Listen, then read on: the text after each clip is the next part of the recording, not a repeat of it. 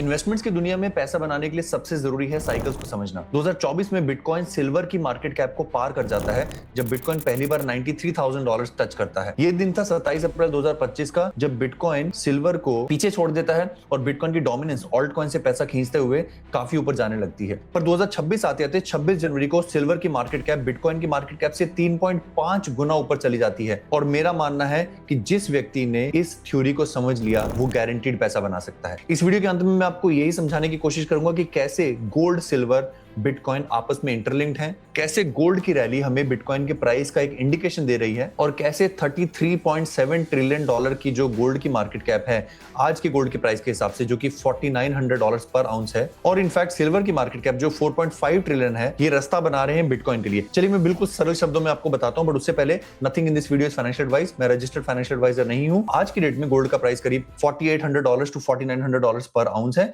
जिसकी market cap पड़ती है करीब 33.7 ट्रिलियन डॉलर्स। हाल ही में गोल्ड करीब $5,600 का आंकड़ा भी छूकर आया था। उस समय इसकी मार्केट कैप थी करीब $40 ट्रिलियन। इसके कंट्रास्ट में आज के डेट में करीब $75,000 के आसपास का बिटकॉइन करीब 1.6 ट्रिलियन की मार्केट कैप रखता है। और बिटकॉइन ने 2025 में जो $1,25,000 का हाई किया था, उस समय इसकी मार्केट कैप हुआ करती थी $2.6 ट्रिलियन।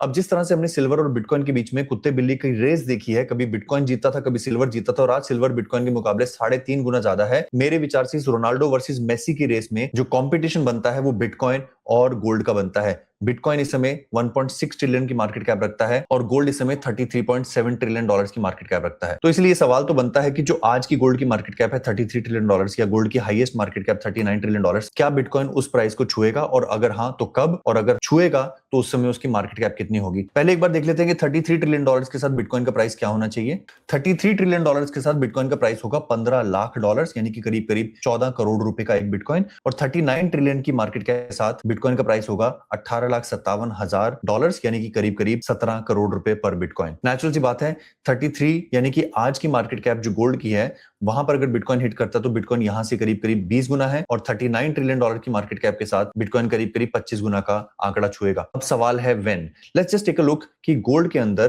कितने लंबे समय तक शिथिलता थी और कब गोल्ड ने एक्चुअल में बड़ी मार्केट कैप अर्जित की।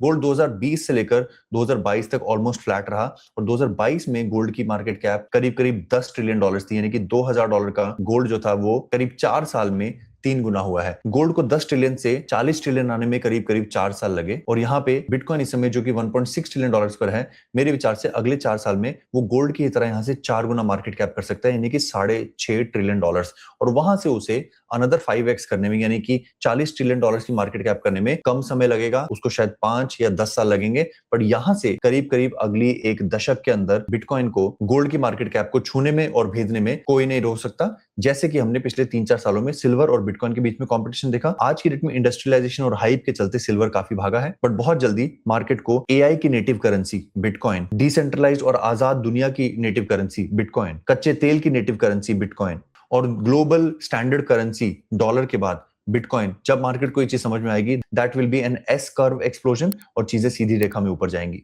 तो दोस्तों, आशा करता हूं आपको वीडियो पसंद आई होगी। मैं हूं इस समय मुंबई के ट्राइडेंट में। यहां पर काफी अच्छा सी फेसिंग व्यू है। मुंबई की इस माया नगरी में हम यहाँ पर एक शूट के लिए आए हैं, जहाँ पर हम अपने ब्रांड के लिए एक बड़े ही फेमस सेलिब्रिटी के साथ शूट कर रहे हैं।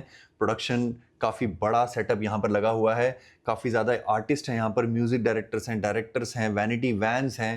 There is a lot of effort been done, और मैं आपको कोशिश करूँगा आने वाली वीडियो में बताऊँगा कि कैसे एक ब्रांड की एड जो हम कभी कभी 10 सेकेंड के लिए देखते हैं, उसको बनाने में कई महीनों की मेहनत लगती है, कई सैकड़ों लोगों को रोजगार मिलता है, कई लोगों को यहाँ पर जो है वो काम करने का, अपना हुनर दिखाने का मौका मिलता है, कहीं बॉडी डबल, कहीं एक्टर्स, कहीं डांसर्स, कहीं आर्टिस्ट इस पूरे प्रोसेस में इन्वॉल्व होते हैं।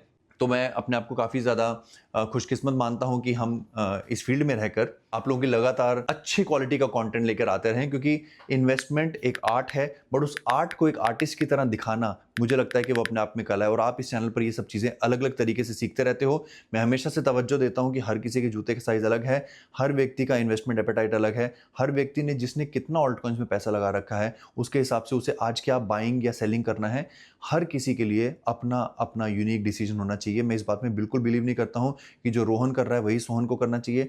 रोहन ने अगर 50 लाख ऑल्ट कॉइन में डाले हैं और सोहन ने सिर्फ 5 लाख डाले हैं, दोनों की बाइंग और सेलिंग स्ट्रैटेजी अलग होनी चाहिए। रोहन के ऊपर लोन है, सोहन के ऊपर कोई लोन नहीं है। रोहन के पापा अच्छी रिटायरमेंट पेंशन लेकर बैठे हुए हैं और सोहन की हालत अलग है। हर व्यक्ति को अपने हालात के हिसाब से, अपने जूते के साइज के हिसाब से अपनी इन्वेस्टमेंट स्ट्रैटेजी बनानी चाहिए। और इसलिए मैं बार-बार तवज्जो देता हूं कि do not follow anybody blindly, follow your own goals, follow your own औकात। जैसे मेरी औकात है कम इन्वेस्टमेंट करने की, तो मैं कम करूंगा, मुझे ज्यादा औकात नहीं दिखानी है। समय के साथ पैसा बनता है। अगर आप ये सब सीख रहे हैं और सीखना चाहते हैं तो चैनल को सब्सक्राइब कीजिए। इस तरह के और बिहाइंड द सीन्स में आपके लिए लाता रहूंगा। अपना ख्याल रखें, अपने माता पिता का ख्याल रखें। धन्यवाद। जय हिंद।